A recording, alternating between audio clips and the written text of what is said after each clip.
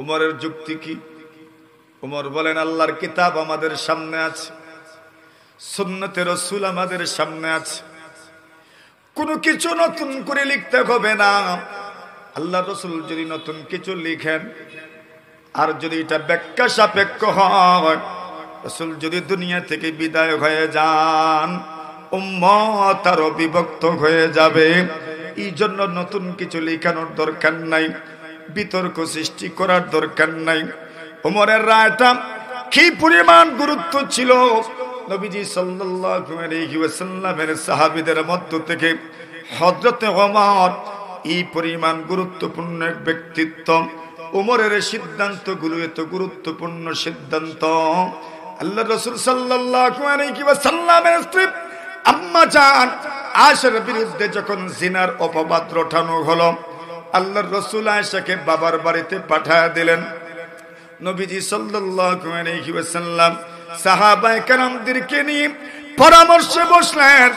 আলী রাদিয়াল্লাহু তাআলা আনহুকে নিয়ে পরামর্শে বসলেন, উমরও পরামর্শে বসলেন, গুরুত্বপূর্ণ সাহাবীরা পরামর্শে বসলেন। আলীকে বললেন, আলী, একে তো দামান কুটুম, একে তো মেয়ের জামাই, পরামর্শটা গুরুত্বপূর্ণ পরামর্শ, বুদ্ধিও মাশাআল্লাহ অনেক বুদ্ধি। আলী রাদিয়াল্লাহু তাআলা পরামর্শ দিলেন, ইয়া রাসূলুল্লাহ, আয়েশাকে যদি আপনি তালাক দিয়ে দেন কোনো অসুবিধা হবে না। যার বিরুদ্ধে জিনার অপবাদ এসেছে তাকে আপনি তালাক দিলেই তো কিচ্ছা খতম হয়ে যায়।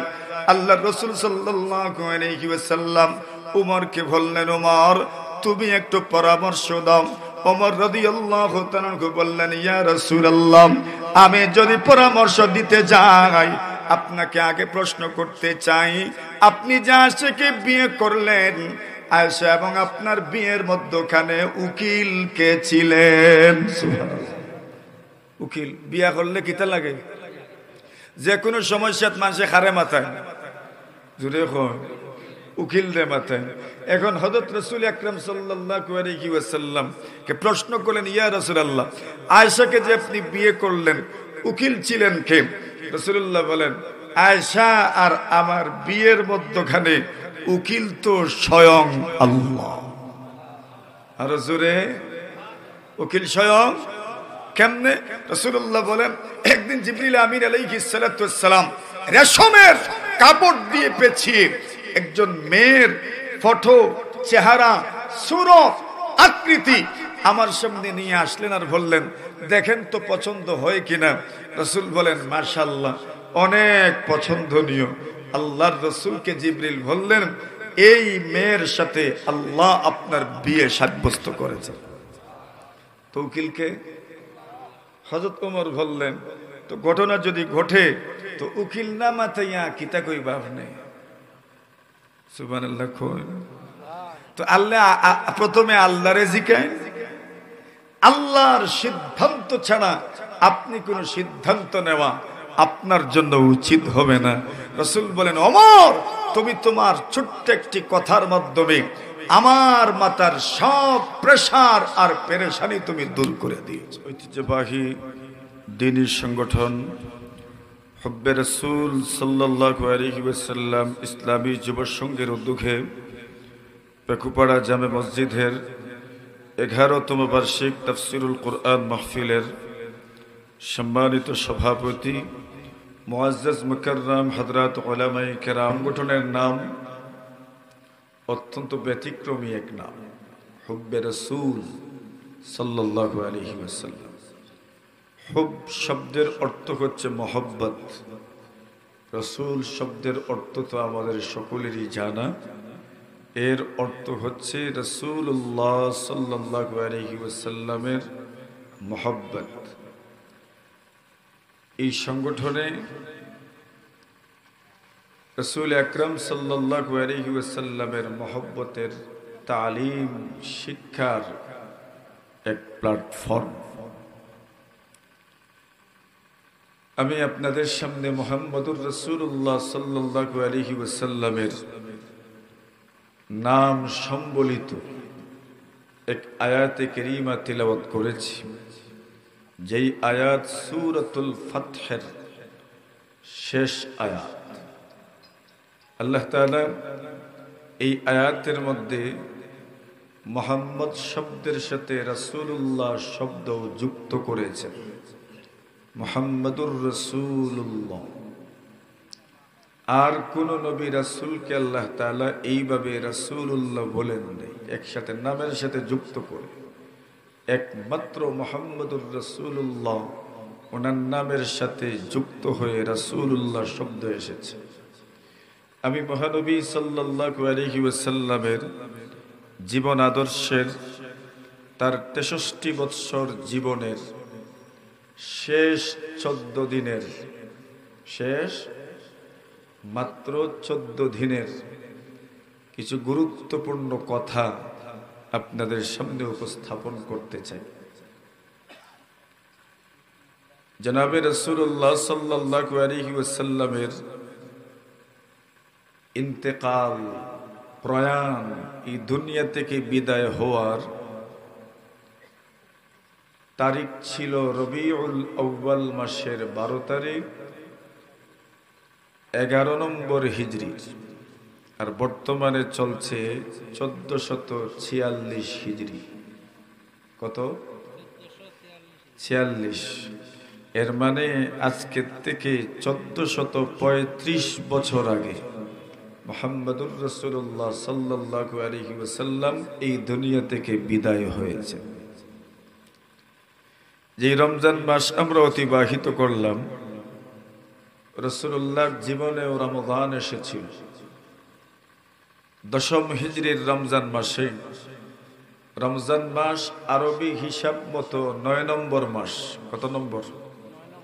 বর্তমানে ইংরেজি হিসাব 2025-এর 4 নম্বর মাস চলমান।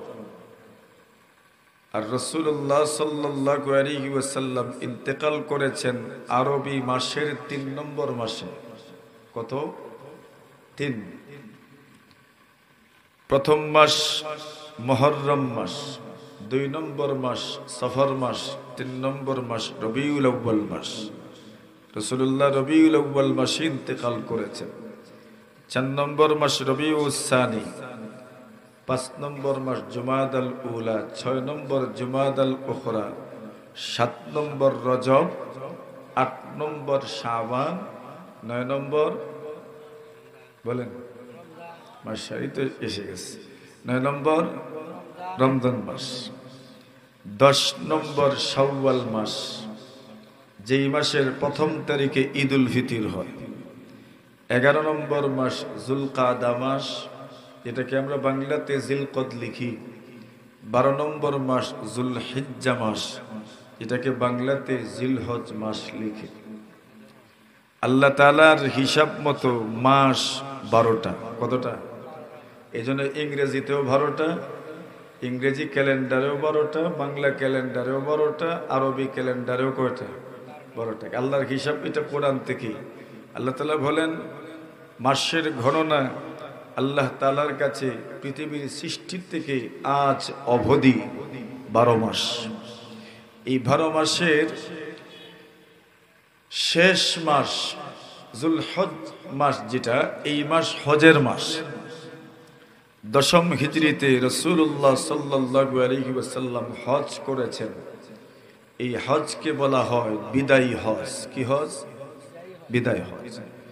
এজন্য ইতিহাসের পাতায় এক ভাষণ, সবচেয়ে বেশি প্রসিদ্ধ ভাষণ, যেটাকে বলা হয় বিদায় হজ্জের ভাষণ। কোন হজের ভাষণ? বিদায় হজের ভাষণ। রাসূলুল্লাহ দুনিয়া থেকে বিদায় হওয়ার আগে যে হজ করেছেন সেই হজের ভাষণ। এটা রাসূল এই বক্তৃতা, এই ভাষণ দিয়েছিলেন 10 হিজরির 12 নম্বর মাসে। আর এর আগে 9 নম্বর মাসে, 10 হিজরির 9 নম্বর মাসে রাসূল ইতিকাফ করতেন প্রত্যেক বছরই। রাসূলুল্লাহ শেষ বছর 10 নম্বর বছর, 10 নম্বর হিজরিতে রাসূল ইতিকাফ করেছেন 20 দিন।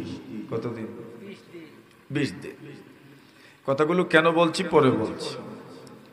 রাসূলুল্লাহ ইতিকাফ করেছেন 20 দিন। প্রশ্ন হলো 20 দিন ইতিকাফ কেন করলেন? অন্যান্য মাসে, অন্যান্য বছর রমজান মাসে 10 দিন ইতিকাফ করতেন, আর শেষ বছর রাসূলুল্লাহ 10ম হিজরিতে ইতিকাফ করেছেন কতদিন? 20 দিন। মুহাদ্দিসিনে কেরাম লিখেন রাসূল আল্লাহর পক্ষ থেকে কিছুটা ইঙ্গিত পেয়ে গিয়েছিলেন ওনার হায়াতে জিন্দেগি আর বেশি দিন নাই। সুবহানাল্লাহ বলেন। এজন্য রাসূল তার জীবনের শেষ সময়টাকে আমলের মাধ্যমে রাঙ্গানোর চেষ্টা করেছিলেন। রাসূলুল্লাহ রমজান মাসে 20 দিনে ইতিকাফ করেছে। এর মানে রাসূলুল্লাহ তার ইন্তেকালের কয়েক মাস আগের থেকেই তার চলনে বলনে কথনে কথাবার্তায় উঠা বসায় এই কথা বোঝা যাচ্ছিল যে রাসূল মনে হয় দুনিয়াতে আর বেশি দিন থাকবেন না। শেষ যখন হজে গেলেন, সেই হজের বক্তৃতা যদি আপনি দেখেন তো দেখবেন পুরা দুনিয়ার শাসন ব্যবস্থা, সমাজ ব্যবস্থা, রাষ্ট্র ব্যবস্থা সব কিছুর মিশ্রণে এমন এক ভাষণ দিয়েছেন আজ পর্যন্ত ওই ভাষণকে কেউ চ্যালেঞ্জ করতে পারে নাই। এমন এক বক্তৃতা রাসূল করেছেন। সেই ভাষণ দেওয়ার একটা পর্যায়ে রাসূল বলেছেন, খুযু আন্নী মানাসিকাকুম। রাসূলুল্লাহ সাহাবীদেরকে বলেন, তোমরা আমার কাছ থেকে তোমাদের হজের বিধিবিধান শিখে নাও। যেমন ভাবে বৃদ্ধ বয়সে বাবা মা সন্তানদেরকে বলেন, তোমাদের যা কিছু আছে বুঝে নাও। আল্লাহ রাসূল 10ম হিজরির 12 নম্বর মাসে হজের সময় বক্তৃতা দিতে গিয়ে বলেছিলেন, খুযু আন্নী মানাসিকাকুম, তোমাদের হজ এবং যত বিধিবিধান আছে সেই কথাগুলো তোমরা শিখে নাও। কেন? রাসূল স্পষ্ট করেছেন, আমি জানি না আগামী দিনে এই স্থানে তোমাদের সাথে আমার দেখা হবে কিনা, তা আমার জানা নাই। সুবহানাল্লাহ। রাসূল ইঙ্গিত করে দিচ্ছেন আমি আর দুনিয়াতে বেশি দিন থাকছি না। তাহলে বোঝা গেল রাসূল আকরাম সাল্লাল্লাহু আলাইহি ওয়াসাল্লামের জীবনের শেষ সময়ে কথাবার্তা চলনে ভলনে অস্বাভাবিক একটা ভাব ফুটে উঠেছে, যেটার মাধ্যমে প্রতীয়মান হচ্ছিল রাসূল মনে হয় দুনিয়াতে আর বেশি দিন থাকবেন না। গেল সফর মাস, কোন মাস? মুহররম মাস আসলো। এরপরে সফর মাস। সফর মাসের 28 তারিখ অথবা 29 তারিখ, কত তারিখ? 29 মনে রাখেন। আল্লাহ রাসূল সাল্লাল্লাহু আলাইহি ওয়াসাল্লাম গেলেন বাকিয়ে এক জানাজায়।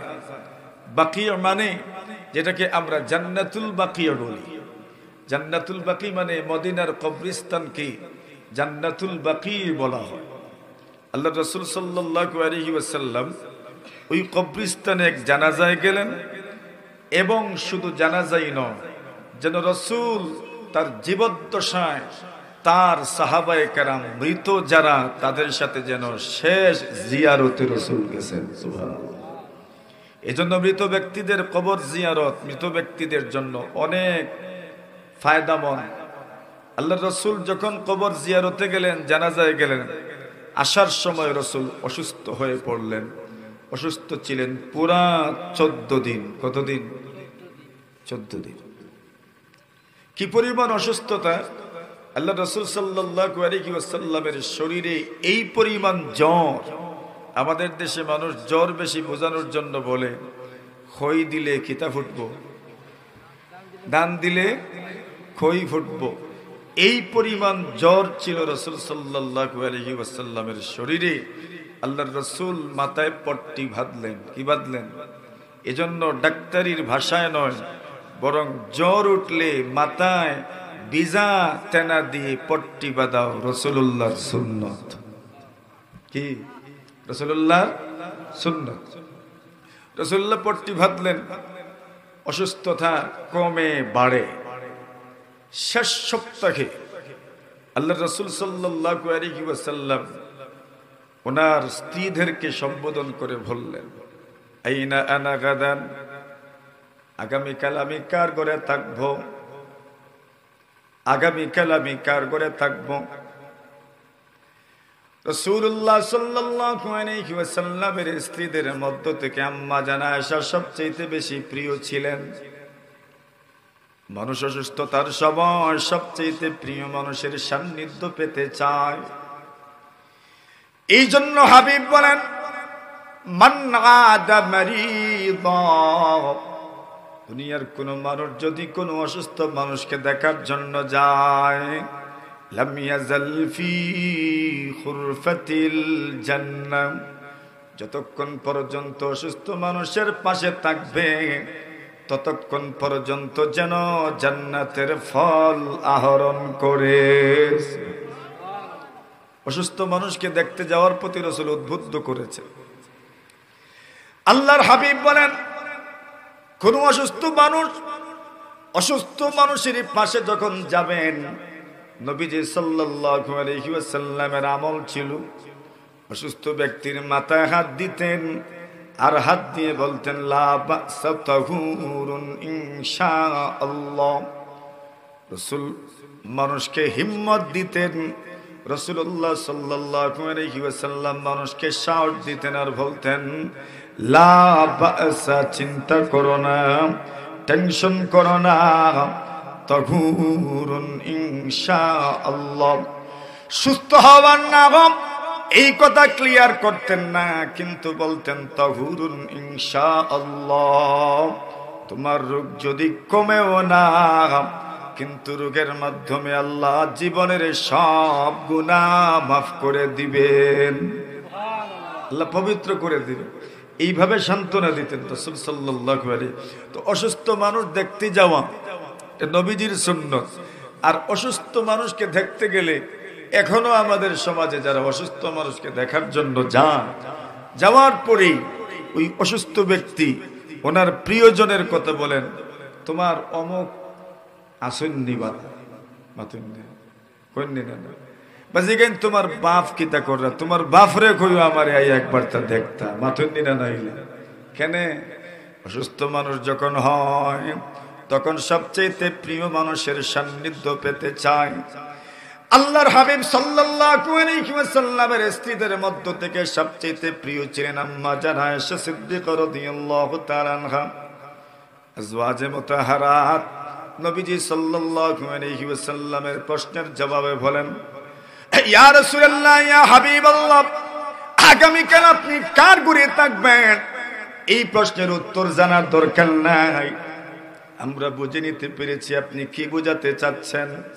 ওগো নবীজি, আজকের থেকে আপনি যতদিন ইচ্ছা আয়েশার ঘরে থাকতে পারেন, আমাদের কোনো আপত্তি নাই। অনুমতি দিলেন। ওই জীবনের শেষ যাওয়া রাসূলুল্লাহ সাল্লাল্লাহু আলাইহি ওয়াসাল্লাম দুইজনের কাঁধে বর্দি হাসিবান রাসাহু, আল্লাহর হাবিব মাথায় পট্টি বাঁধা অবস্থায় আম্মা জান আয়েশা সিদ্দিকা রাদিয়াল্লাহু তাআলা আনহার ঘরে গেলেন। আম্মা জান আয়েশা সিদ্দিকার ঘরে যাওয়ার পরে বুধবার দিন, আজকে কি বার? শুক্রবার। বুধবার দিনে নবীজি সাল্লাল্লাহু আলাইহি ওয়াসাল্লাম এমন অসুস্থ হইলেন, এই পরিমাণ জ্বর, একবার হুশ আসে, আরেকবার হুশ চলে যায়, আরেকবার হুশ আসে, আরেকবার হুশ চলে যায়। এই জন্য মরণের আগে কোনো মানুষ যদি বড় অসুস্থতায় পড়ে যান, তবে জীবনেও এমন কোনো ধারণা করিয়েন না, না জানি কত বড় গুনাহ উনি করেছেন। রাসূলুল্লাহ সাল্লাল্লাহু আলাইহি ওয়াসাল্লাম বলেন, কোন মানুষ যদি আল্লাহ পাক তার জন্য জান্নাতের মধ্যে যে স্থান পূর্ব নির্ধারণ করে রেখেছেন, ওই স্থানের উপযোগী যদি না হতে পারে আমলের মাধ্যমে, অসুস্থতার মাধ্যমে, আল্লাহ তাআলা ওই স্থানের উপযোগী বানাইয়াই তবে দুনিয়া থেকে বিদায় দেন। সুবহানাল্লাহ। এজন্য অসুস্থ হইলে তাকে নিয়ে কোনো ধরনের ট্রল করা উচিত নয়। হোক না সে দুশ্মন, হোক না সে শত্রু, হোক না সে অন্য কেউ, কোনোভাবেই তাকে নিয়ে ট্রল করা যাবে না। এটা আল্লাহর পক্ষ থেকে অনেক বড় রহমত। সুবহানাল্লাহ। আল্লাহ রাসূল যখন অসুস্থ হইলেন, এইভাবে আল্লাহ রাসূল সাল্লাল্লাহু আলাইহি ওয়াসাল্লামের দিন যাচ্ছে বুধবার দিন। নবী আলাইহিস সালাতু ওয়াস সালাম বলেন, পত্নীদেরকে বলেন, স্ত্রীদেরকে বলেন, তোমরা আমার জন্য পানির ব্যবস্থা করো। রাসূলুল্লাহ সাল্লাল্লাহু আলাইহি ওয়াসাল্লাম বলেন, বিভিন্ন কুয়ার পানি তোমরা একটা বর্তনের মধ্যে রাখো, ওই বর্তন থেকে বিভিন্ন কুয়ার মিশ্রিত পানি, বিভিন্ন জায়গার মিশ্রিত পানি আমার মাথার উপর তোমরা ডালতে থাকো। নবীজি সাল্লাল্লাহু আলাইহি ওয়াসাল্লামের মাথার উপর এই পরিমাণ পানি ডালা হলো, রাসূলুল্লাহ নিজেই বললেন, হাসবুকুম হাসবুকুম, বাস যথেষ্ট হয়েছে, আর পানি ডালতে হবে না। নবীজি কেন সুস্থ হতে চান? নবীজি নিজেই বলেছেন, আমার মনে চায় আমি আমার সাহাবীদের সামনে গিয়ে ওয়াজ করতে চাই। সুবহানাল্লাহ, আমি তাদেরকে কিছু ওয়াজ করতে চাই, কিছু কথা আমার এখনো বাকি রয়ে গেছে, ওই কথাগুলো আমি তাদেরকে বলতে চাই। জোহরের নামাজ কোন নামাজ? কোন দিনের? বুধবারের। বুধবারের জোহরের নামাজের সময় রাসূলুল্লাহ নামাজ পড়াইলেন। আর নামাজ পড়ানোর পরে যেমন ভাবে আমাদের মসজিদগুলোতে তালিম যখন হয়, তখন আমরা সকলেই মাশাআল্লাহ মেহরাবের চতুর্পার্শ্বে জমা হয়ে বসি। আল্লাহ রাসূল সাল্লাল্লাহু আলাইহি ওয়াসাল্লাম সাহাবীদেরকে বললেন, আইয়ুহান নাসু ইলাইয়া, এর লোকজন আমার পাশে আসো, আমার কাছে আসো। ফাসাবু ইলাইহি, বলতে দেরি সাহাবায়ে কেরাম মেহরাবের পাশে যেতে দেরি করেন নাই। এবার ওয়াজ শুরু হইল, এটাই আবার মূল ওয়াজ। নবীজি সাল্লাল্লাহু আলাইহি ওয়াসাল্লাম বলেন, সাহাবীরা আমার, লাআনাল্লাহুল ইয়াহুদা ওয়ান নাসারা, আল্লাহ পাক ইহুদিদের উপর আল্লাহর অভিশাপ, খ্রিস্টানদের উপর আল্লাহর অভিশাপ। নাউজুবিল্লাহ। কার উপর অভিশাপ? ইহুদিদের উপর অভিশাপ, খ্রিস্টানদের উপর অভিশাপ। কেন অভিশাপ? ওই কথাটা বুঝেন, রাসূলুল্লাহ নিজেই তুলে ধরেছেন। কেন অভিশাপ? ইত্তাখাযু কুবুর আম্বিয়াইহিম মাসাজিদ, এরা তাদের নবী রাসূলদের কবরগুলোতে সিজদা করেছে। নাউজুবিল্লাহ। এখন বলেন তো, নবী রাসূলদের কবরে সিজদা করলে যদি আল্লাহর অভিশাপ পড়ে, তো ওলি পীর গৌস কুতুবের কবরে সিজদা করলে আল্লাহর অভিশাপ নামবে কিনা? জোরে বলেন, আল্লাহর অভিশাপ নামবে। রাসূল সতর্ক করে যাচ্ছেন, খবরদার, আমার তো ইন্তেকালের সময় ঘনিয়ে এসেছে, কি জানি আমার কবরেও যদি কেউ এমন ভাবে, যদি আমার কবর কেউ মাজার সদৃশ বানিয়ে যদি পূজা করা শুরু করে দেয়, তো আল্লাহর রাসূল আগেই সতর্ক করে গেলেন, ইহুদি খ্রিস্টানদের উপর আল্লাহর অভিশাপ। কেন অভিশাপ? তারা তাদের নবী রাসূলদের কবরে সিজদা করত। খবরদার, তোমরা এমন করতে যেও না। কিয়ামত পর্যন্ত কোন নবী রাসূল, ওলি পীর গৌস কুতুবের কবরে সিজদা করা হারাম। কথা ঠিক না বেঠিক? এটা মনে রাখার দরকার। সন্তান চাইবো কার কাছে? কত মানুষ মাজারে গিয়ে সন্তান চায়। শাহজালালের মাজারে সন্তান, বিয়ে তো করেন নাই, সন্তান তো নেই। এর মানে কেউ সন্তান দিতে পারে না। ওসিলা করতে পারে, দোয়া করতে পারে, তাদবির করতে পারে, চিকিৎসা করতে পারে, কিন্তু সন্তান দাতা একমাত্র কে? লানাতুল্লাহি আলাল ইয়াহুদি ওয়ান নাসারা। এক নম্বর ওয়াজ। দুই নম্বর ওয়াজ, আল্লাহর হাবিব বিশ্বনবী মুহাম্মদুর রাসূলুল্লাহ সাল্লাল্লাহু আলাইহি ওয়াসাল্লাম সাথী সঙ্গীদের প্রশংসা করলেন। এই জন্য বোঝা যায় সাথী সঙ্গীদেরও প্রশংসা করতে হয়। এই দুনিয়াতে যদি আপনি আপনার সাথী সঙ্গীদের প্রশংসা করেন না, যদি তাদের কাজকে মূল্যায়ন করেন না, এই দুনিয়াতে কাজের মানুষ তৈরি হয় না। নবীজি সাল্লাল্লাহু আলাইহি ওয়াসাল্লাম সবচেয়ে বড় সাহাবী হযরত আবু বকর সিদ্দিক রাদিয়াল্লাহু তাআলা আনহুর প্রশংসা করতে গিয়ে বললেন, এরে উম্মত, এই দুনিয়াতে যদি আমি আল্লাহ ছাড়া অন্য কাউকে যদি বন্ধু সাব্যস্ত করতাম, আমি আমার সাহাবী আবু বকরকে বন্ধু সাব্যস্ত করতাম। সুবহানাল্লাহ। কেন? বলে আবু বকরের যত অবদান আমার উপরে আছে, আর কোন সাহাবীর এত অবদান আমার উপরে নাই। সবার অবদান যদি এক পাল্লায় উঠানো হয়, আবু বকরের অবদান যদি এক পাল্লায় উঠানো হয়, আবু বকরের অবদানের পাল্লা ভারী হয়েছে। প্রশংসা কার করলেন? সবচেয়ে প্রিয় ব্যক্তির, সবচেয়ে প্রিয় মানুষের, সবচেয়ে ঘনিষ্ঠ সহচরের প্রশংসা করেছেন। এর মানে বোঝা যায় সবচেয়ে প্রিয় মানুষ, ঘনিষ্ঠ সহচর যারা হবে এদের প্রশংসা করা দরকার। নবী আকরাম সাল্লাল্লাহু আলাইহি ওয়াসাল্লাম যে প্রশংসা করেছেন, এই প্রশংসার পিছনে কারণ কি? সবচেয়ে বড় কারণ হলো রাসূলুল্লাহ সাল্লাল্লাহু আলাইহি ওয়াসাল্লামের জীবনের সবচেয়ে কঠিন কঠিন মুহূর্তে আবু বকর সিদ্দিক রাদিয়াল্লাহু তাআলা আনহু নবীজিকে সঙ্গ দিয়েছেন।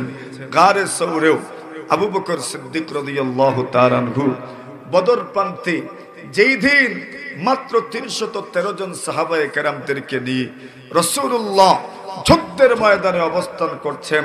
রাসূলুল্লাহ যেখানে অবস্থান করছেন ওই জায়গাটা যুদ্ধের কলা কৌশল হিসাবে উত্তম জায়গা ছিল না। বেঈমানরা যেই স্থানে অবস্থান করেছে এটাই উত্তম জায়গা। আল্লাহর রাসূল সাল্লাল্লাহু আলাইহি ওয়াসাল্লাম লক্ষ্য করলেন সাহাবীদের কাছে অস্ত্র তেমন নাই, রসদপত্র ঠিক মতো আসছে না, এমনকি কোনো ধরনের ব্রেকও নাই, কোনো ধরনের শেল্টারও নাই, কোনো ধরনের সহযোগিতা আসারও কোনো ব্যবস্থা নাই। নবী আকরাম সাল্লাল্লাহু আলাইহি ওয়াসাল্লাম সাহাবায়ে কেরামদেরকে হিম্মত দেওয়ার জন্য আবু বকর সিদ্দিককে দিয়ে ছোট্ট একটা ঘরের ভিতরে ঢুকলেন, আল্লাহর কাছে দোয়ায় লিপ্ত হলেন। দোয়া করলেন কি? আল্লাহ, এই মানুষগুলো যদি মারা যায় এদের কিছু যাবে না, আসবে না, এরা তো শাহাদাতের অমীয় সুধা পান করবে, কিন্তু আপনার জমিনে আপনার ইবাদত আর কেউ করতে পারবে না। আল্লাহ এদেরকে আপনি বিজয় দান করেন। আবু বকর সিদ্দিক নবীজির বাহুতে ধরে বললেন, ব্যাস আর কিছু বলতে হবে না, এই দোয়া আল্লাহ ফেরত দিতে পারেন। এবার অনুভব করেন আবু বকরের ঈমান কি পরিমাণ মজবুত ছিল। আবু বকর সিদ্দিক বলেন, হাসবুকা ইয়া রাসূলুল্লাহ, ওগো রাসূল যথেষ্ট হয়েছে, আর দোয়া করতে হবে না, এই দোয়া তো আল্লাহ ফেরত দিবেন না। সত্যি আল্লাহ দোয়া কবুল করেছেন। 313 জনকে আল্লাহ তাআলা বিজয় দান করেছেন। সুবহানাল্লাহ। ঘনিষ্ঠ সহচর সবার আগে যিনি মুসলমান হয়েছেন উনিই হযরতে আবু বকর সিদ্দিক রাদিয়াল্লাহু তাআলা আনহু। পুরুষদের মধ্য থেকে খাদিজাতুল কুবরা, মহিলাদের মধ্যে এবং সবার আগে আলাল ইতলাক, সবার আগে মুসলমান হয়েছেন। আর দ্বিতীয়টি দাওয়াতি কার্যক্রম পরিচালনার মাধ্যমে যারা মুসলমান হয়েছেন তন্মধ্যে হযরতে আবু বকর সিদ্দিক রাদিয়াল্লাহু তাআলা। এবার রাসূল বললেন, সবগুলো দরজা বন্ধ করে দাও। আবু বকর সিদ্দিকের ঘর মসজিদে নববীর দিকে দরজা খুলে, হযরত উমরের ঘর মসজিদে নববীর দিকে দরজা খুলে, আলীর ঘর মসজিদে নববীর দিকে দরজাটা খোলা, হযরত উসমানের ঘর মসজিদে নববীর দিকে দরজা খোলা। নবীজি সাল্লাল্লাহু আলাইহি ওয়াসাল্লাম ইন্তেকালের মাত্র 6 দিন আগে বুধবার দিনে আল্লাহর রাসূল বলে দিলেন, সবগুলো দরজা বন্ধ করে দাও, একমাত্র আবু বকরের দরজা খোলা থাকবে। সুবহানাল্লাহ। রাসূল ইঙ্গিত করে দিচ্ছেন, আমার পরে সরাসরি মুসলিম বিশ্বের খলিফা নির্বাচিত হবেন কে? জুড়ে বলেন।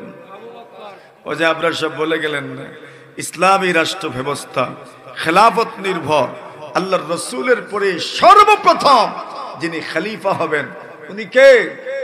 হযরতে আবু বকর সিদ্দিক। ইঙ্গিত করলেন কিভাবে? মসজিদে নববীতে রাসূলের দরজাও খোলা, এর মানে যিনি প্রধান হবেন ওনার দরজা খোলা থাকবে মসজিদে নববীর দিকে। রাসূল বললেন, সব দরজা জানালা বন্ধ করে দেওয়া হোক, একমাত্র দরজা খোলা থাকবে কার? মানে রাসূলের পরে খলিফা কে হতে যাচ্ছে? আবু বকর। সিদ্দিক রাদিয়াল্লাহু তাআলা। সত্যি তো আবু বকর সিদ্দিক খলিফা নিযুক্ত হলেন। রাসূলের দাফনেও বিলম্ব হইল। কেন হইল? যে রাসূলের দাফন কিভাবে করা হবে, এক একজন এক এক রকম বলবেন, সিদ্ধান্ত তো একজনকে দিতে হবে। এজন্য আগে খলিফা নির্বাচিত হওয়া দরকার। রাসূলের কবর কেমন হবে, সন্দুকি কবর হবে নাকি বগলি কবর হবে, এটার সিদ্ধান্ত খলিফাকেই দিতে হবে। আল্লাহর রাসূল সাল্লাল্লাহু আলাইহি ওয়াসাল্লামের জানাজা পড়া হবে কিনা সিদ্ধান্ত কে দিবে? একজন বলবেন রাসূলের জানাজা পড়া হোক, তো আরেকজন বলবেন না রাসূলের জানাজা পড়া হোক না। তো সিদ্ধান্ত তো দিতে হবে একজনকে। খলিফা আগে নির্বাচিত হোক। আবু বকর সিদ্দিক খলিফা নির্বাচিত হইলেন। জিজ্ঞাসা করা হলো জানাজা কিভাবে পড়া হবে। আবু বকর সিদ্দিক রায় দিলেন রাসূলের জানাজা প্রত্যেকেই রাসূলের ঘরে ঢুকো আর একজন একজন করে জানাজা পড়ে বের হয়ে যাও। সুরে বলেন রাসূলের জানাজার ইমাম কে? নাই, কেউ ইমাম না। আবু বকর সিদ্দিক জবাব দিলেন হুয়াল ইমামু হাইয়ান ওয়া মাইয়িতান। কে ইমাম হবেন? বড় একটা বিষয় ছিল। ইমাম কে হবেন? রাসূলই তো ইমাম, রাসূলুল্লাহই তো ইমাম। রাসূলুল্লাহর ইমামতি কে করবে? আল্লাহ রাসূলের সাহাবী আবু বকর সিদ্দিক ফয়সালা দিলেন এখানে কারো ইমাম হওয়ার দরকার নাই, প্রত্যেকেই একজন একজন করে ঢুকো আর জানাজা পড়ো আর বের হও। সুবহানাল্লাহ। ফয়সালা আসলো। যদি খলিফা নির্বাচিত হইতেন না তো ফয়সালা কে দিতেন? জিজ্ঞাসা করা হলো রাসূল সাল্লাল্লাহু আলাইহি ওয়াসাল্লামের কবর সন্দুকি হবে নাকি বগলি কবর হবে? আবু বকর সিদ্দিক ফয়সালা দিলেন। ওই সময় মদিনায় দুইজন ছিলেন কবর খুঁড়তেন। এখনো মাশাআল্লাহ আমাদের সমাজ ব্যবস্থায় কিছু মানুষ আছে যারা কবর খুঁদেন, আছেন না নাই? যে কারো কবর খননে এরা সবার আগে পৌঁছে আল্লাহ তাদের আমল নামা সওয়াব দিয়ে যেন ভৈরা দেন, বলেন আমিন। কবর খনন করা। আর আরবের মাটি তো শক্ত না নরম? কি পরিমাণ শক্ত! সুবহানাল্লাহ। এত শক্ত মাটি কবর খনন করা কি পরিমাণ কঠিন! আবু বকর সিদ্দিক রায় দিলেন দুজনকে বলো আসার জন্য। যিনি বগলি কবর খুঁদেন ওনাকেও বলো আসার জন্য, যিনি সন্দুকি কবর খুঁদেন ওনাকেও বলা হোক আসার জন্য। যিনি আগে আসবেন এরকম কবর হবে। সুবহানাল্লাহ বলেন।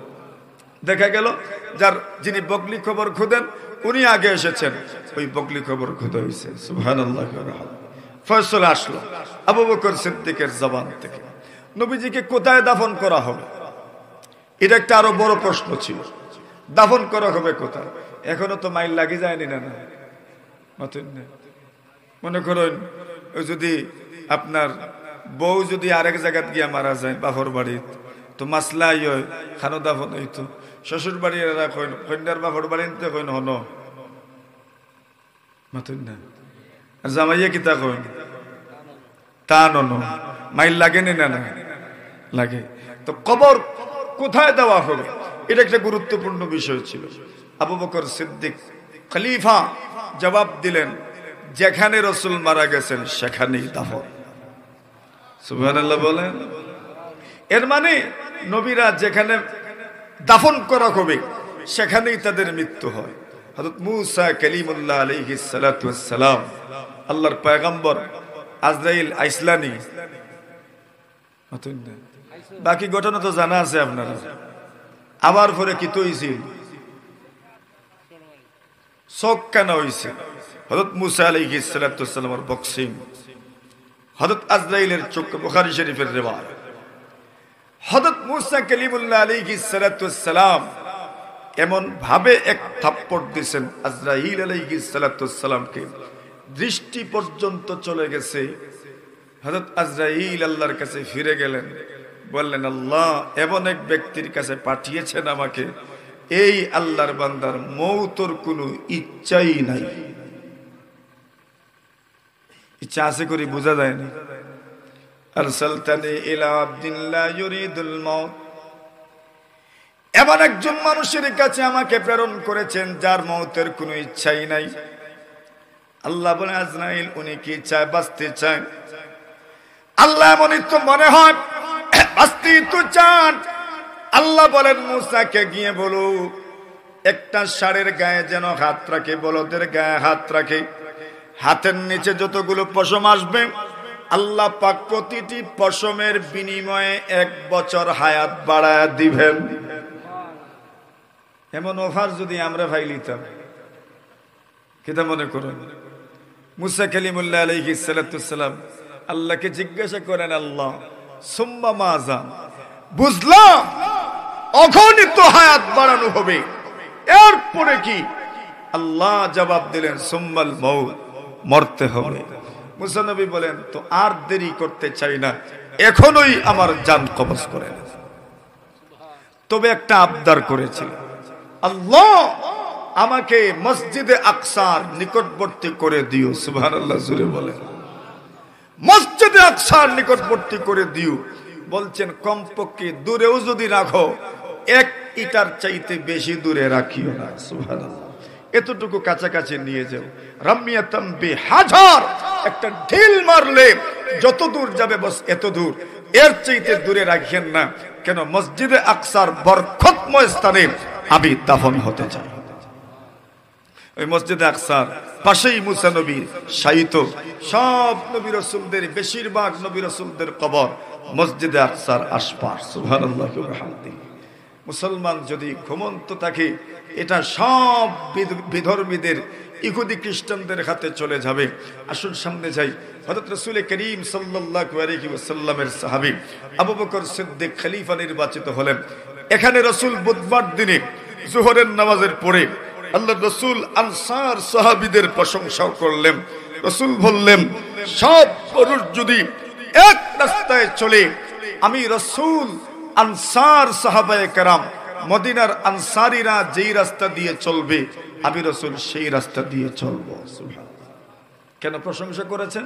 এরা দুঃসময়ে ইসলামের রাসূলকে সহযোগিতা করেছেন, সাহায্য করেছেন। সুবহানাল্লাহ। এদের ইসলামের দুঃসময়ে সহযোগিতা, এটা সবচেয়ে গুরুত্বপূর্ণ। যে কোনো মানুষের দুঃসময়ে সহযোগিতা এটা যেমন গুরুত্বপূর্ণ, ইসলামের দুঃসময়ে সহযোগিতা সবচেয়ে গুরুত্বপূর্ণ। বর্তমান দুনিয়ার সবচেয়ে বড় সহযোগিতা হবে কিভাবে এই পৃথিবীতে ইসরায়েলের শক্তিকে খর্ব করা যায়, এজন্য চেষ্টা করে যাওয়া। এটাই মুমিনদের সবচেয়ে বড় সহযোগিতা গাজার মানুষের জন্য। ঠিক না? গেল বুধবার দিন, কোন দিন? এখন রয়েছে বৃহস্পতিবার, শুক্রবার, শনিবার, রবিবার, সোমবার। শেষ হইতো না, ইনত থাকি যেত। নতুন না আপনারা? শেষ হইতো কোন দিন গেছে? বুধবার। বৃহস্পতিবার দিন নবী আকরাম সাল্লাল্লাহু আলাইহি ওয়াসাল্লাম সাহাবায়ে কেরামদের সামনে বসেন, চাদর দ্বারা চেহারা আবৃত করে আল্লাহ রাসূল শুয়ে আছেন। এমন সময় সাহাবায়ে কেরামদেরকে বলেন, আমাকে কাগজ কলম দাও, আকতুব লাকুম কিতাবা, আমি তোমাদের জন্য কিছু নোট লিখে দিব। লাং তাদিল্লু বাদা, এই নোটের উপর যদি আমল করতে পারো জীবনে বিভ্রান্ত হইবা না, এই জন্য আমাকে কাগজ কলম দাও। নবীজি লেখাপড়া জানেননি, জানেন না। রাসূল কি বলছেন? আমাকে কি দাও? কাগজ কলম দাও। বুখারী শরীফের রিওয়ায়াত, আকতুব লাকুম কিতাবা, আমি তোমাদেরকে কিছু নোট লিখে দিব। লাং তাদিল্লু বাদা, তোমরা বিভ্রান্ত হবে না। তাহলে বোঝা গেল শুধু নিজে লিখতে হয় না, অন্যকে দিয়েও লেখানো যায়। কথা বলেন ঠিক কিনা? রাসূলুল্লাহ নিজে লিখবেন না, রাসূল বলছেন তোমরা আমাকে কাগজ কলম দাও, আমি তোমাদের জন্য কিছু নোট লিখে দিব, বিভ্রান্ত হবে না, লাঞ্ছিত হবে না। এখন কাগজ কলম দেওয়া হবে কি হবে না, শুরু হয়ে গেল দ্বিমত। ওমরও আছেন, অন্যান্য সাহাবীরাও আছেন। ওমর বলেন, রাসূলকে কাগজ কলম দেওয়ার প্রয়োজন নাই, কিছু লেখার দরকার নাই। একদল সাহাবায়ে কেরাম বলেন, রাসূল যখন নিজের থেকে কাগজ কলম চেয়েছেন, তো কাগজ কলম দেওয়া হোক, রাসূল কিছু লিখবেন, লিখে যদি দেন এর উপর আমরা আমল করব। ওমর রাদিয়াল্লাহু তাআলা বলেন, কাগজ কলম দেওয়ার দরকার নাই। কেন দরকার নাই? ওমর বলেন, হাসবুনা কিতাবুল্লাহ, আমাদের সামনে আল্লাহর কিতাব আছে, নবীর রেখে যাওয়া সুন্নত আছে। যত কিছুর দরকার আল্লাহর কিতাব এবং নবীর সুন্নত থেকে আমরা নিয়ে নিব। সুবহানাল্লাহ জোরে বলেন। এখন দ্বিমত ছোট না বড়? ছোট দ্বিমত না বড় দ্বিমত? সাহাবায়ে কেরামের মধ্যে দ্বিমত। নবীজি বলছেন কাগজ কলম দেন, একদল বলছেন হ্যাঁ কাগজ কলম দেওয়া হোক।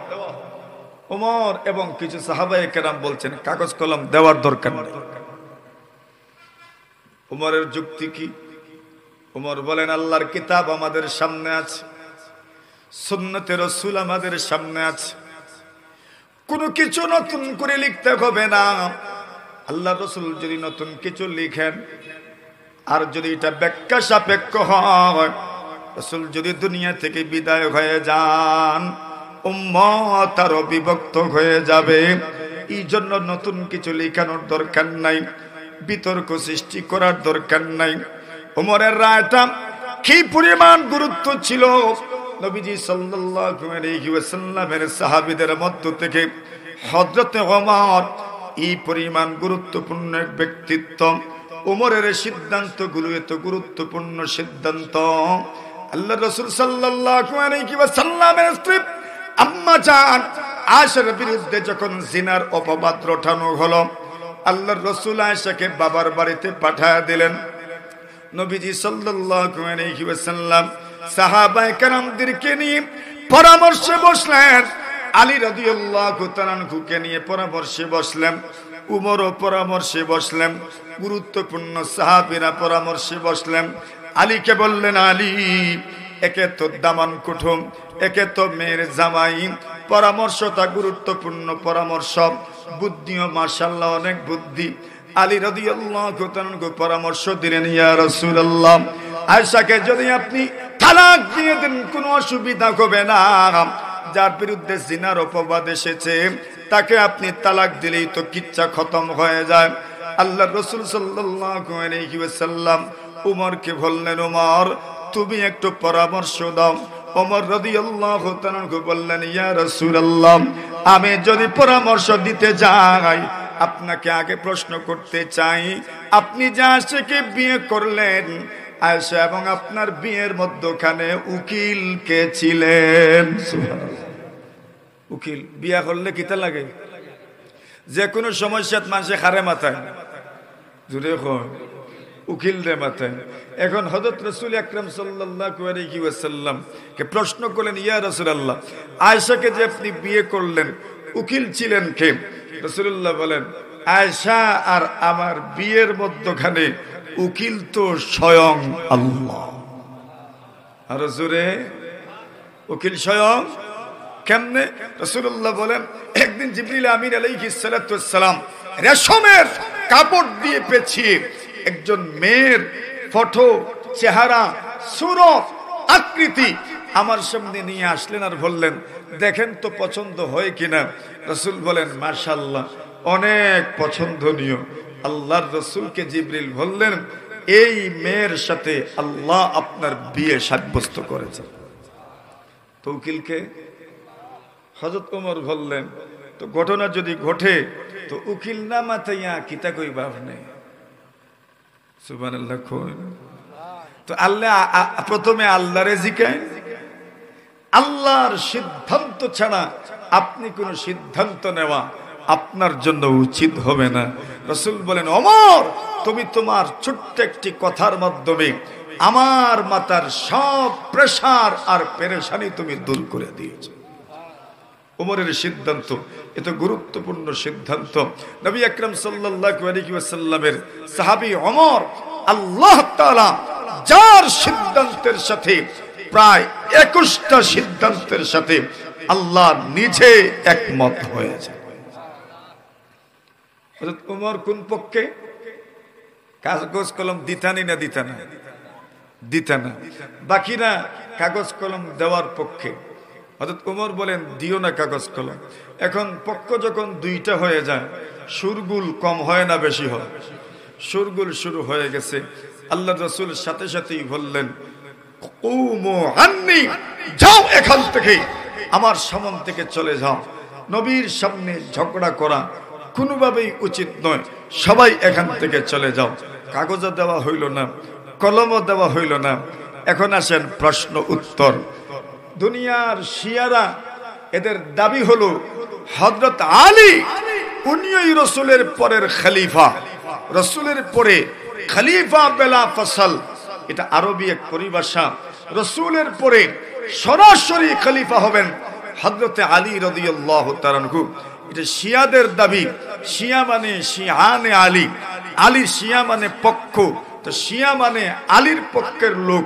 এরা বলে আবু বকর এবং ওমর এবং বাকি সব সাহাবায়ে কেরাম আলীকে খলিফা হতে দেন নাই, খেলাফতি ছিনিয়ে নিয়েছেন। জোরে বলেন নাউজুবিল্লাহ। এজন্য শিয়ারা আবু বকরকে কাফির মনে করে, ওমরকে কাফির মনে করে। নাউজুবিল্লাহ। জোরে বলেন। যত শিয়াদের এমন আকীদা আবু বকর কাফির, যত শিয়াদের এমন আকীদা ওমর কাফির, এরা কাফির কোনো সন্দেহ নাই। এজন্য ইরান ইসরায়েলের উপর আক্রমণ করবে, আর ইরান গাজা আর ফিলিস্তিনের পক্ষ নিবে, এমন স্বপ্ন জীবনেও দেখে লাভ নাই। কথাটা বুঝে এসেছে? মাঝে মাঝে আপনারা দেখেন ইউটিউবের মাধ্যমে এগুলো ভুয়া ভুয়া ভুয়া। আপনারা দেখেন ইরান বারবার কই এত আক্রমণের পরে ইসরায়েলের তো কিছু যায় আসে না, কত হুমকি দেয়। এমন কি ওই আপনার ফিলিস্তিনের সর্বশেষ যে ব্যক্তিটাকে তাদের এখানে বিভিন্নভাবে গাজার হামাসের শীর্ষ নেতাদেরকে শিয়াদের প্ররোচনার মাধ্যমেই হত্যা করা হয়েছে। মানুষ জানে না শিয়া মুসলমানদের বন্ধু হতে পারে না। যারা আবু বকরকে কাফির বলে, যারা আম্মা জান আয়েশাকে জিনাকারিনী বলে, এরা আর কিছু হোক না হোক মুসলমানদের বন্ধু হতে পারে না। যারা গোটা দিনকে এজন্য ইরান আক্রমণ করছে আর এই করছে সেই করছে, এগুলোর প্রতি জীবনেও ভরসা রাখেন না। বরং ইরানের কারণে গাজার মানুষের অবস্থা আরো দুরাবস্থায় পরিণত হয়েছে। মেরে মোহতারাম হাজিরিনে কেরাম, কথাগুলো এই জন্যই টেনে আনা। দুশ্মন দুস্থ তো চেনার দরকার। আল্লাহ রসুল বলেছেন এমন একটা সময় আসবে মানুষ দুস্থও চিনবে না, দুশ্মনও চিনবে না, শত্রু চিনবে না, বন্ধু চিনবে না। মুসলিম বিশ্বের আসলেই বন্ধুকে এটাও চিনবে না, মুসলিম বিশ্বের আসলেই শত্রুকে এটাও কেউ চিনবে না। এই অবস্থা বর্তমানে শুরু হয়ে গেছে। আসুন নবী আকরাম সাল্লাল্লাহু আলাইহি ওয়াসাল্লামের বৃহস্পতিবার দিনের মোটামুটি কারগুজারি গেল। এখন কোন দিন? শুক্রবার দিন। নবী আকরাম সাল্লাল্লাহু আলাইহি ওয়াসাল্লাম অসুস্থ। জুমার নামাজ আল্লাহর হাবিব বিশ্বনবীজি সাল্লাল্লাহু আলাইহি ওয়াসাল্লাম নামাজ পড়তে পারেন নাই, এই পরিমাণ অসুস্থ। জাবির ইবনে আব্দুল্লাহ রাদিয়াল্লাহু তাআলা আনহু বলেন, আমি নবীজি সাল্লাল্লাহু আলাইহি ওয়াসাল্লামকে বলতে শুনেছি, লা ইয়ামুতু আহাদুম মিনকুম ইল্লা ওয়া হুয়া ইহসিনু যান্না বিল্লাহ। আল্লাহ রাসূল ইন্তেকালের আগে শুক্রবার দিনে রাসূল বলেছেন, এর দুনিয়ার মানুষ, কোন মানুষ যেন আল্লাহর ব্যাপারে নেক ধারণা না নিয়ে যেন মারা না যায়। এই কথার ওজন কি পরিমাণ! আল্লাহর ব্যাপারে নেক ধারণা নিয়ে যেন মারা যায়, এর মানে কি আল্লাহর ব্যাপারে নেক ধারণা আছে কি নাই এটা সকলের কাছে প্রশ্ন। নিজের জীবনের সাথে একটু মিলান, দেখেন আল্লাহ আমার সাথে কি ব্যবহার করতে পারেন, কোন ধরনের ধারণা আপনার আছে, শুধু অনুভব করেন। আল্লাহ আপনার সাথে কি ব্যবহার করবে, ধারণা কি হয়? নেক, আল্লাহ আমাকে মাফ করবেন নাকি মাফ করবেন না, কি ধারণা হয়? ধারণা তো সৃষ্টি হয় অতীত পারফরমেন্সের উপর।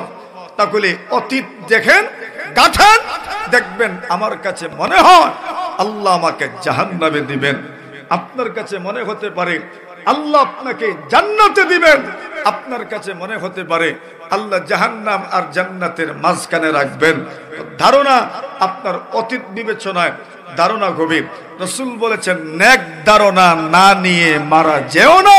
এর মানে আল্লাহর ব্যাপারে ধারণা যেমন, আল্লাহ আপনার সাথে ব্যবহারও করবেন। এখন কোন চাই কি যার ধারণা আমরা আল্লাহর সাথে মনে হয়নি আল্লাহ মাফ করবা মাতুন অতীত পারফরমেন্স রসুল বলছেন নেক ধারণা না নিয়ে মারা যেও না। এর মানে রসুল বুঝাইতে চাচ্ছেন আল্লাহর সাথে কি ধারণা হওয়া উচিত। আল্লাহ তো নিজেই বলে দিয়েছেন আনা ইনদা যান্নি আবদি বি, আমার বান্দা বান্দি আমার ব্যাপারে যেমন ধারণা পোষণ করবে আমি তাদের সাথে এমন ব্যবহার করব। সুবহানাল্লাহ। আপনার ধারণা যদি হয় আল্লাহ তাআলা আপনাকে খুব কঠিন পরিশ্রম না করাইয়া খাওয়াইবেন না, নামাজ রোজা ছেড়ে ইবাদত কাজ না করলে আল্লাহ আপনাকে খাওয়াবেন না। আল্লাহ আপনার জন্য এই পথটাই বরাদ্দ রাখবেন। আর যদি আপনার মনে হয় নামাজ রোজা করে যা রুজি করব আল্লাহ এতটুকুতেই আমার জীবন চালাবেন, আল্লাহ আপনাকে এভাবেই চালাবেন। সন্দেহ আছে? আর আপনার যদি মনে হয় নামাজ রোজা ছাড়িয়া যদি রুজি না করি আল্লাহ খাওয়াইতা না, তো আপনার জন্য এই জীবন। আর আপনি যদি মনে করেন নামাজ রোজা ভরিয়াও আল্লাহ খাওয়াইবা, আপনার জন্য এই জীবন। সুবহানাল্লাহ। কথা ক্লিয়ার না? একদম স্পষ্ট কথা। গেল কয়দিন? শুক্রবার। এখন কোন দিন? নবী আকরাম সাল্লাল্লাহু আলাইহি ওয়াসাল্লাম হাসান হুসেনকে ডাকলেন, ফাতেমাকেও ডাকলেন, স্ত্রীদেরকেও ডাকলেন, নসিহত করলেন। হাসানকে চুমা দিলেন, হুসেন রাদিয়াল্লাহু তাআলাকে চুমু দিলেন, ফাতেমাতুজ জাহরা রাদিয়াল্লাহু তাআলার সাথে কানাকানি করলেন। প্রথমবার যখন কানাকানি করে ফাতেমা কেঁদে উঠলেন, একটু পরে আবার কানাকানি করলেন, ফাতিমা এইবার মুস্কি হাসি দিলেন। আম্মাজান বলেন কেন রসুল কানাকানির প্রথম পর্যায়ে ফাতেমা কাঁদলেন, দ্বিতীয়বার কানাকানির সময় ফাতেমা মুস্কি হাসি দিলেন? কারণটা রহস্যটা উদ্ঘাটন করতে চাইলাম আমি। আল্লাহ রসুল সাল্লাল্লাহু আলাইহি ওয়াসাল্লামের স্ত্রী হযরত আয়েশা বলেন, আমি ফাতেমাকে বললাম, ফাতেমা প্রথমবার আল্লাহ রসুল যখন তোমার সাথে কানাকানি করলেন তখন তুমি কাঁদলাম, দ্বিতীয়বার যখন কানাকানি করলা তখন তুমি মুস্কি হাসি দিলে, কারণটা কি জানতে চাই? ফাতেমা বলতে চান না, আম্মা জান কেউ বলতে চান না, এ তো সিক্রেট বিষয় রসুল বলেছেন। শেষ পর্যন্ত ফাতেমা বলতে বাধ্য। ফাতেমা বলেন, আম্মা জান আমার সঙ্গে যখন আব্বা জান প্রথমে কানাকানি করেন তখন আমাকে বলেছেন, ফাতেমা তোমার আব্বা জান এই রোগেই দুনিয়া থেকে বিদায় হয়ে যাবেন। মেয়েরা তো এমনিতেই বাবাদের ভক্ত থাকে, মেয়েরা এমনিতেই বাবাদের ভক্ত থাকে। মেয়েরা যেই পরিমাণ মহব্বত করে বাপদেরকে, ছেলেরাও এই পরিমাণ মহব্বত করে না, ঠিক না? এই জন্য রাসূলুল্লাহ বলছেন, ও উম্মত মনে রেখো, শুনে রেখো, লা তাকরাহুল বানাত, মেয়েদেরকে অপছন্দ করো না, ফা ইন্নাকুন্নাল মুনিসাতুল গালিয়াত। আল্লাহ রাসূল বলেন মেয়েরা হচ্ছে অন্তরঙ্গ সম্পর্ক স্থাপনকারী মহামূল্যবান সম্পদ, হচ্ছে মেয়ের জাত। সুবহানাল্লাহ। মেয়েরা বাবাদের প্রতি যাদের মহব্বতের অকৃত্রিম মহব্বত, অলৌকিক মহব্বত, বনিতা মুক্ত মহব্বত, মেয়েদের তাকে বাবাদের সাথে। এজন্য রাসূল বলেছেন মেয়েদেরকে তোমরা অপছন্দ করো না, এরা যত দ্রুত, কেউ এত দ্রুত অন্তরঙ্গ সম্পর্ক স্থাপন করতে পারে না, ঠিক না? এই দুনিয়াতে সব বাবারা মেয়েদের কাছে দুর্বল। এজন্য শ্বশুর বাড়ি মেয়ে যখন বিয়ে দেওয়া হয় তখন মেয়ের বাড়ির কোন ধরনের দুঃখ কষ্ট শুনলে সবচেয়ে বেশি কষ্ট হয় কার? বাবা। সব কিছু বাবা করতে রাজি, দিতে রাজি। কেন? বলে আমার মেয়ের যেন কষ্ট না হয়, মেয়ের যেন কষ্ট না হয়। রাসূল বলছেন, হে উম্মত লা তাকরাহুল বানাত, মেয়েদেরকে তুমি অপছন্দ করো না, ফা ইন্নাকুন্নাল মুনিসাতুল গালিয়াত। এই পৃথিবীর জমিনে এত অন্তরঙ্গ সম্পর্ক স্থাপনকারী মহামূল্যবান সম্পদ আর কিছু হতে পারে না। সবচেয়ে মহামূল্যবান সম্পদ হচ্ছে মেয়ের জাত। ফাতেমা বলেন আমি কাঁদলাম। এরপর রাসূল আমাকে বললেন, ফাতেমা মনে রেখো আমার ইন্তেকালের পরে আমার খানদানের মধ্যে সবার আগে আমার সাথে সাক্ষাৎ হবে তোমার। রাসূলে বলেন, ফাতেমা বলেন, যজ্ঞ মৃত্যুর সংবাদ। কি সংবাদ? আমার খানদানের মধ্য থেকে তোমার মুলাকাত হবে আমার সাথে, যজ্ঞ মৃত্যুর সংবাদ। কিন্তু আব্বা জানের সাথে আমার সাক্ষাৎ হবে, এর চাইতে বড় চাওয়া আর পাওয়া আমার জন্য আর কিছু হতে পারে না। এই জন্য অটোমেটিক মুস্কি হাসি আমার মুখ থেকে বের হয়ে গেছে। গেল কোন দিন? শনিবার। রবিবার দিন রাসূলুল্লাহ সাল্লাল্লাহু আলাইহি ওয়াসাল্লাম নিজের সব কিছু আল্লাহর রাস্তায় সদকা করে দিলেন। আর জোরে, কারণ কি? এই হুকুম আমাদের জন্য নয়, সবকিছু সদকা করে দেওয়ার হুকুম আমাদের জন্য নয়। আল্লাহর রাসূল সবকিছু কেন সদকা করে দিলেন? রাসূল বলেন, নাহনু মাআশিরুল আম্বিয়া লা নুরাস মা তারাকনা সাদাকা। নবী বলেন, আমরা নবীগণ আমাদের কোনো ওয়ারিশ হয় না, ফরাইজদার হয় না। আমরা যা সম্পদ দুনিয়াতে রেখে যাই সব আল্লাহর রাস্তায় সদকা হয়ে যায়। আমাদের জন্য বিধান কি? আমাদের জন্য বিধান হইল, আল্লাহ রাসূল বলেন, আন তাদারা ওয়ারাসাতাকা আগনিয়া খায়রুল লাকা মিন আন তাদারাকুম আলাতান ইয়াতাকাফফুনান নাস।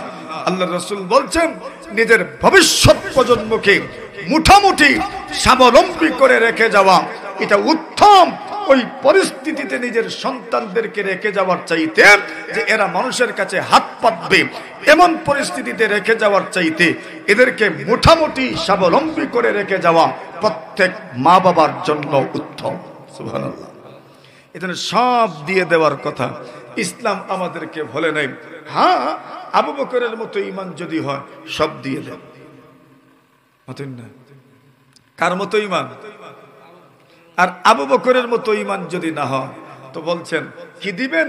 বলে অতিরিক্তটা দিয়েন, প্রয়োজন অতিরিক্তটা দিয়েন, সব দিয়েন না। কেন? সব আজকে দিবেন, কালকে নিচে হাত ফাটবেন। আর আবু বকরের মতো ঈমান যদি হন তো আপনি আজকে সব দিলেও হাত আর পাতবেন না। নবী জিজ্ঞাসা করবেন, কি রেখে এসেছো বাড়ির জন্য? আপনি বলবেন, আল্লাহর রাসূলকে রেখে এসেছি। সুবহানাল্লাহ, জোরে বলেন।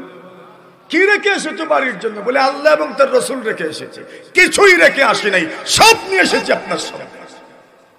রাসূল বলেন, কি রেখে এসেছো বাড়ির জন্য? বলে আল্লাহর রাসূলকে রেখে এসেছি। ঈমান আবু বকরের ঈমান, সব দিয়ে দেন। আর এমন ঈমান যদি না থাকে, সব দেওয়ার কোনো কথা নাই। কোনটা দিবেন? প্রয়োজন অতিরিক্তটা আল্লাহর রাস্তায় দিবেন ইনশাআল্লাহ। রাসূল সব দিয়েছেন কেন? নবীর কি নাই? কোনো ওয়ারিশ নাই, কোনো ওয়ারিশ নাই। নবীজির ইন্তেকালের পরে ফাতেমা আবু বকরের কাছে নবীজির সম্পদের দাবি করেছেন, হযরত আলী সম্পদের দাবি করেছেন, আব্বাস নবীর চাচা সম্পদের দাবি করেছেন, মেয়ে হিসাবে সম্পদের দাবি করেছেন, চাচা হিসাবে সম্পদের দাবি করেছেন এবং মেয়ের জামাই হিসাবে সম্পদের দাবি করেছেন। আবু বকর সিদ্দিক বলেছেন, নবীজির যে সিদ্ধান্ত, এই সিদ্ধান্তের বাহিরে আমি যেতে পারবো না। সুবহানাল্লাহ।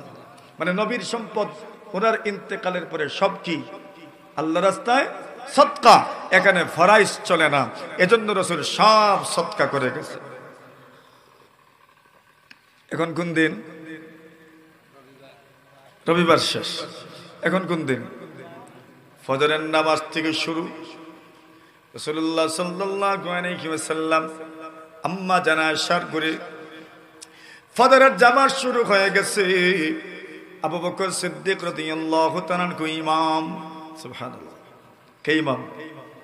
ইঙ্গিত হয়ে গেছে খলিফা কে হবে। আবু বকর সিদ্দিক ইমাম, নামাজ চলমান। নবীজি সাল্লাল্লাহু আলাইহি ওয়াসাল্লাম আম্মা জানা আয়েশার ঘরের পর্দাটা সরাইলেন। জামাত যখন চলমান দেখেছেন, নবীজি বড় খুশি হইলেন। নবীজির চেহারা এত উজ্জ্বল, এত সুন্দর, এত সুন্দর, এমনিতেই তো সুন্দর। আর রাসূল এতদিন অসুস্থ ছিলেন, চেহারার অন্যরকম অবস্থা ছিল। হঠাৎ করে যখন আজকে সুস্থ হয়ে গেছেন, এই পরিমাণ সুন্দর লাগছে রাসূলুল্লাহ সাল্লাল্লাহু আলাইহি ওয়াসাল্লামকে। সাহাবায়ে কেরাম বলেন, একদিকে নামাজ চলমান, আর আমরার চোখ একটু নবীর চেহারার উপরে গিয়ে পড়ছে। মনে এত আনন্দ লেগেছে, মন চেয়েছে নামাজ ভেঙ্গে রসুলকে জিজ্ঞাসা করি, ইয়া রাসূলুল্লাহ আপনার কেমন লাগছে? সুবহানাল্লাহ, এত সুন্দর চেহারা লাগছিল রাসূলুল্লাহ। নামাজ ভেঙ্গে দিতে চেয়েছিলাম, নামাজ ভেঙ্গে রাসূলকে বলল কেমন বোধ করছেন ইয়া রাসূলুল্লাহ। শেষমেশ কোনো মতে আবু বকর সিদ্দিক নামাজ শেষ করলেন, সকলেই নবীজির কাছে আসলেন, জিজ্ঞাসা করলেন ইয়া রাসূলুল্লাহ কেমন লাগছে? নবী আকরাম বলেন আলহামদুলিল্লাহ, সুস্থ হয়ে গেছে। সুবহানাল্লাহ। ইন্তেকাল কোন দিন? সোমবারে, ওই দিনেই সকালে সুস্থ। মনে রাখবেন আল্লাহ তাআলা অনেক অসুস্থ মানুষকে ইন্তেকালের আগে সামান্য সময়ের জন্য কিছুটা সুস্থতা আল্লাহ সুস্থ করে দেন। কেন? যাতে করে ওসিয়ত নসিয়ত চাইলে উনি করতে পারেন। সুবহানাল্লাহ বলেন। দেখবেন আপনি যত ঘটনা আছে সব ঘটনাতেই দেখবেন উনি মৃত্যুর আগে কিছুটা সময় না হইলেও মোটামুটি হুঁশে ছিলেন এবং ভালো অবস্থায় ছিলেন। নবীজি সকালবেলা এই পরিমাণ সুস্থ, চেহারার উজ্জ্বলতা এই পরিমাণ, আল্লাহু আকবার। ওই চেহারার দিকে তাকানোর পরে মনে হয়েছে নামাজ ভেঙ্গে রাসূলকে জিজ্ঞাসা করি কেমন আছেন। নামাজটা শেষ হইল, আবু বকর সিদ্দিক ঢুকলেন, নবীজির মাথায় কপালে চুমা দিলেন, বললেন ইয়া রাসূলুল্লাহ 14 দিন হয়ে গেছে সাহাবায়ে কেরাম মসজিদে নববী ত্যাগ করেন নাই, আপনার সেবার জন্য, আপনার দেখভালের জন্য এখানেই অবস্থান করছেন। অনেকেই বাড়িতে যেতে চান, আমারও আরেকটা সংসার আছে, ওই সংসার মদিনার থেকে একটু দূরে, আমি তাদেরকেও দেখার জন্য যেতে চাই, আপনি তো এখন সুস্থ, আমাকে যাওয়ার অনুমতি দেন। নবীজি অনুমতি দিলেন, সকলেই যার যার বাড়িতে চলে গেলেন। আম্মা জান আয়েশা বলেন যখন দ্বিপ্রহর শুরু হলো, চাষতের সময় যখন শুরু হলো, 9টা 10টা যখন শুরু হলো, রাসূলুল্লাহর সাকরাত শুরু হয়ে গেল। সুবহানাল্লাহ বলেন। আম্মা জান বলেন নবী আলাইহিস সালাতু ওয়াস সালাম আমার বুকে হেলান দিয়ে বসে। আল্লাহ পাকের শুকর, আল্লাহর নিয়ামত আমার উপর। ইন্না বিন নিআমিল্লাহি তাআলা আলাইহি, আল্লাহ কত কত নিয়ামত আমাকে দিয়েছেন। আম্মা জান বলেন আল্লাহ পাক আমার রাসূলকে আমার দিনে ইন্তেকাল করিয়েছেন। সব স্ত্রীদের এক এক দিন নির্ধারিত ছিল, নবীজি তো সপ্তাহ দিন থেকে উনার ঘরে। কিন্তু আম্মা জান বলেন যে দিন বাস্তবেই আমার ঘরে থাকার কথা, এই দিনে রাসূলের ইন্তেকাল। আম্মা জান বলেন নবীজিকে আল্লাহ পাক আমার তুতির নিচে আর বুকের মধ্যে হেলানরত অবস্থায় রাসূল দুনিয়া থেকে বিদায় হয়েছেন। আম্মা জান বলেন আমি যখন রাসূলকে নিয়ে হেলান দিয়ে বসে আছি, আব্দুর রহমান ইবনে আবি বকর আমার ভাই যখন আমার ঘরে প্রবেশ করলেন, বিয়াদিহি সিওয়াকুন, মিসওয়াক হাতে আমার ঘরে প্রবেশ করলেন। আব্দুর রহমান ইবনে আবি বকর মিসওয়াক হাতে নিয়ে যখন আমার ঘরে আসলেন, আমি তাকা দেখি নবীজি মিসওয়াকের দিকে চেয়ে আছেন। আমি রাসূলকে বললাম নবীজি গো, ওই মিসওয়াকটাকে আমি আপনাকে এনে দিব। আল্লাহর নবীজি মাথা দ্বারা ইঙ্গিত করে বললেন হ্যাঁ মিসওয়াকটা তুমি আমাকে এনে দাও। ফাআশারা বিরাসিহি আয়নাহা, মাথা দ্বারা ইঙ্গিত করে রাসূল বললেন মিসওয়াকটা এনে দাও। আম্মা জান আয়েশা বলেন আমি মিসওয়াকটা এনে দিলাম, কিন্তু চিন্তা করলাম রাসূল তো নিজের মুখ দিয়ে চিবাইতে পারবেন না। আম্মা জান বললেন নবীজি আমি কি আমার মুখের ভিতরে মিসওয়াকটা ঢুকাইয়া চিবাইয়া নরম করে দিব? আল্লাহর নবী মাথা দ্বারা ইঙ্গিত করে বললেন হ্যাঁ তুমি মিসওয়াকটা চিবাইয়া আমার মুখের ভিতরে দাও। আম্মা জান আয়েশা বলেন আল্লাহর কত বড় নিয়ামত আমার উপর। রাসূলের ইন্তেকালের আগে আমার তুতু আর নবীজির তুতু মুবারক আল্লাহ পাক এক করে দিয়েছেন। ভালোবাসার নিদর্শন। আমার ইন্তেকাল, রাসূলের ইন্তেকালের সময় আল্লাহ আমার তুতু আর নবীজির তুতু এক করে দিয়েছেন। আমার মুখ দ্বারা চিবানো মিসওয়াকটা নবীজির মুখে দিলাম, নবী মিসওয়াক করতে থাকলেন। এবার রাসূল বললেন আমাকে তুমি শোয়া দাও। আম্মা জান বলেন আমি রাসূলকে শোয়া দিলাম। রাসূল বললেন দুই দিকে পানির বর্তন রাখো, পানির প্লেট রাখো, বোল রাখো, পানির পাত্র রাখো। দুই দিকে পানির পাত্র রাখা হইল। সাকরাতের আযাব কি পরিমাণ কঠিন, মুমিন মুসলমান যখন মারা যায় মৌতের সময় কপাল ঘামে, সুবহানাল্লাহ বলেন। কপালের ঘাম দেখেই মানুষ বুঝে যায় আল্লাহর বান্দার ইন্তেকাল হয়ে গেছে, কপাল ঘামতেই থাকবে। নবীজি সাল্লাল্লাহু আলাইহি ওয়াসাল্লাম দুই দিকে হাত নিচ্ছেন আর বলছেন ইন্নালিল মাউতি সাকারাত, নিশ্চয় মৌতের আযাব বড় কঠিন, মৌতের আযাব বড় কঠিন। ইন্নালিল মাউতি সাকারাত, দুই দিকে পানির বর্তন, প্লেট, পাত্র, হাত নেন আর পানি এনে মাথায় দেন, হাত নেন পানি এনে মাথায় দেন আর বলেন ইন্নালিল মাউতি সাকারাত, ইন্নালিল মাউতি সাকারাত, ইন্নালিল মাউতি সাকারাত। কোন মানুষ যদি মিসওয়াকের উপর আমল করে, আল্লাহর রাসূল বলেন মৌতের সময় আল্লাহ কালিমা নসিব করে। মিসওয়াকের উপর আমল করতে হলে তো আগে নামাজ তো পড়তে হবে, নামাজ পড়া লাগতো না? না লাগবো, নামাজ তো পড়তে হবে। রাসূল বলছেন মিসওয়াকের উপর আমল যদি কেউ করে তাহলে সর্বোচ্চ ফায়দা মৌতের সময় আল্লাহ কালিমা নসিব করে।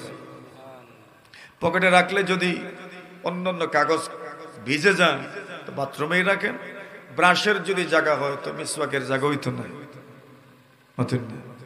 মিসওয়াকের তো একবার কমপক্ষে দৈনিক ব্রাশ করেন, মিসওয়াক করেন, দুইবার কমপক্ষে দৈনিক মিসওয়াক করেন।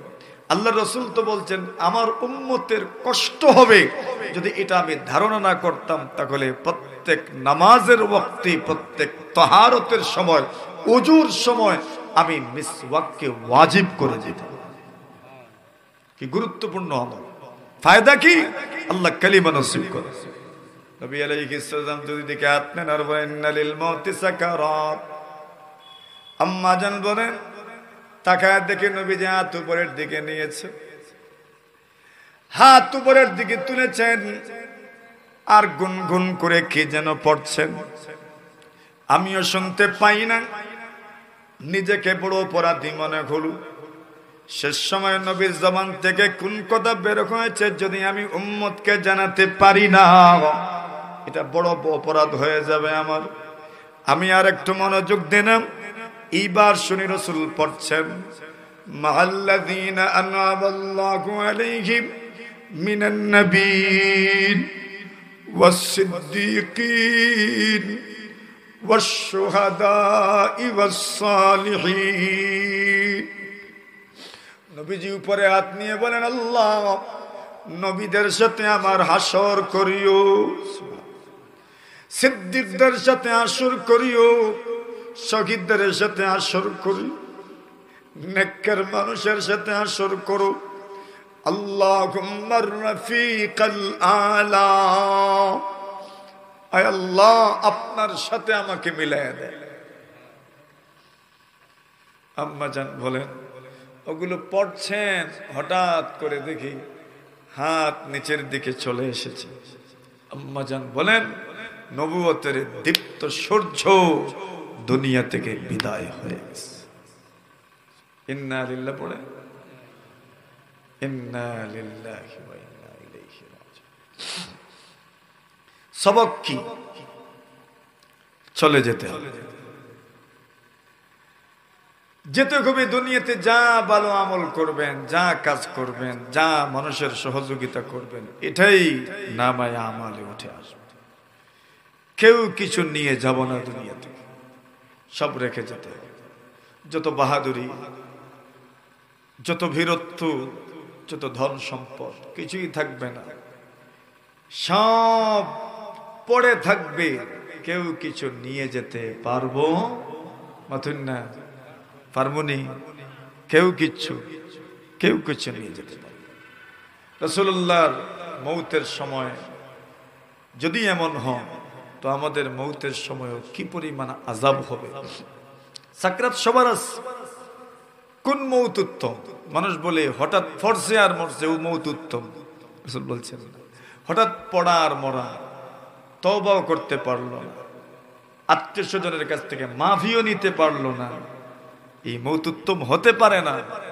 কোন মৌত উত্তম? বলে রোগ সহ মৌত, এটাই উত্তম মৌত। সুবহানাল্লাহ। মৌতের আগে আল্লাহ রোগ দেন, রোগ থাকবেই। রসুলেরও রোগ হয়েছে, মরজুল ওয়াফা। কাউকে ট্রল করিয়েন না, বাস জীবনের শেষটা যেন ভালো হয় এই চিন্তা সব সময় রাখা দরকার। এজন্যই তালকিনের আমল। উম্মত থাকবে, সন্তানাদি থাকবে, তালকিন হবে। কিভাবে তালকিন? যে আত্মীয় স্বজন বসবে আর কালিমা পড়বে, কালিমার তালকিন করবে। তো মৌতের জন্য প্রস্তুতি থাকতো না ইনশাআল্লাহ। আগামী বছর হুব্বে রাসূল সাল্লাল্লাহু আলাইহি ওয়াসাল্লাম ইসলামী যুব সংঘের উদ্যোগে মাহফিল হইতো না ইনশাআল্লাহ। খারা খারা সাইনাত খান তুলুন, নারায়ে তাকবীর, দ্বীন ইসলাম।